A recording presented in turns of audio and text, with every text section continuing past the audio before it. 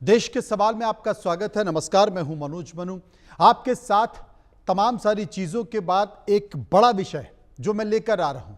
बिहार चुनाव में बिसात भले ही बेरोजगारी, मां और उन मुद्दों को लेकर बिछाई जा रही हो जो बिहार की पॉलिटिक्स को बिल्कुल भी सूट नहीं करता, लेकिन अब सीन बदलने लगा है और बीजेपी जिस पिच पर अपने विरोधियों को शिकस्त देने में माहिर है, यकीन मानिए पाटलिपुत्र का मैच अब उसी पर होने की उम्मीद की जा रही है। इस सियासी क्रिकेट में एक बार बयान का बाउंसर फेंक दिया और सेम पित्रोदा कांग्रेस के वही खिलाड़ी हैं जो अक्सर चुनावों से पहले नो बॉल कर देते हैं और बीजेपी को फ्री हिट का मौका मिल जाता है। फिर बीजेपी इसका भरपूर फायदा भी उठाती है और छक्का मारने में कभी भी नहीं चूकती है। इस बार सेम पित्रोदा ने पाकिस्तान को लेकर बयान दे दिया है। बयान क्या दिया है, सच पूछिए तो अपनी भावनाएं उड़ेल दी है। उनकी ये मोहब्बत ऐसे वक्त में उमड़ी है जब पाकिस्तान पर 26 हिंदुस्तानियों के खून बहाने और भारत पर हमला करने का आरोप है। तो क्या बिहार चुनाव से पहले कांग्रेस ने एक बार फिर सेल्फ गोल कर दिया है?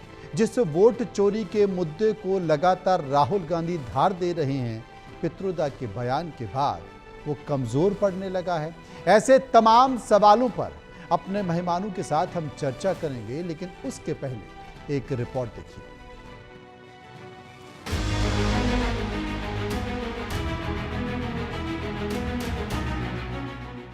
Sam Pitroda Indian overseas Congress के अध्यक्ष, राहुल गांधी के करीबी, आधार कॉन्सेप्ट को हकीकत का जामा पहनाने वाले Sam Pitroda Indian overseas Congress के अध्यक्ष, राहुल गांधी के करीबी और आधार कॉन्सेप्ट को हकीकत का जामा पहनाने वाले। तारुफ के लिए इन लाइनों के अलावा जो सबसे बड़ी बात है वो ये कि सैम पित्रोदा अक्सर देश में चुनाव के पहले ऐसे बयान दे देते हैं जो सियासी बखेड़ा बन जाता है। तन कर चल रही कांग्रेस को अचानक घुटनों पर आना पड़ता है।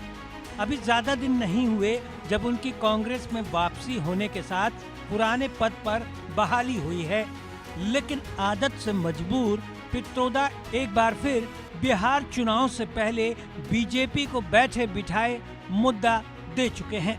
अब उनका पाकिस्तान प्रेम उमड़ आया है, वो भी उस दौर में जब अभी हिंदुस्तान के खिलाफ पाकिस्तान ने जंग छेड़ने की हिमाकत की।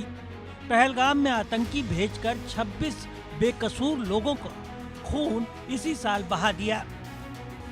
पित्रोदा ने सिर्फ पाकिस्तान को घर जैसा ही नहीं बताया है, बल्कि बिना मांगे ये भी सलाह सरकार को दी है कि उसे पड़ोसी देशों से संबंध सुधारने भी चाहिए। पित्रोदा का ये बयान इस वक्त एक राजनीतिक खलबली मचाने वाला है, क्योंकि ऐसे में जब देश चाहता था कि पाकिस्तान की हरकत के खिलाफ एशिया कप में मैच तक न खेला जाए, उस समय में पाकिस्तान के प्रति अपना लगाव सैम पित्रोदा जाहिर कर रहे हैं। अब इस बयान को लेकर बीजेपी कांग्रेस पर हमलावर हो गई है और उसे उसके तमाम इतिहास को याद दिलाने लगी है। हम राहुल गांधी, सोनिया गांधी से सीधा सवाल पूछना चाहते हैं। राहुल गांधी जी, पाकिस्तान आईएसआई एजेंट शाहिद अफरीदी ने आपको अपना आदर्श कहा। पाकिस्तान एक आतंकी मुल्क है, आप चुप क्यों रहे? लश्कर-ए-तैयबा का आतंकवादी कांग्रेस पार्टी के साथ गुफ्तगू करने की बात करता था, आप चुप क्यों रहे? कांग्रेस पार्टी के समय में आतंकी यासीन मलिक ये कह रहा है कि आपने 2 आतंकियों को मिलाने का काम किया, आप चुप क्यों रहे? और अब आपके करीबी सैम पित्रोदा पाकिस्तान को अपना घर कह रहे हैं, आप चुप क्यों हैं?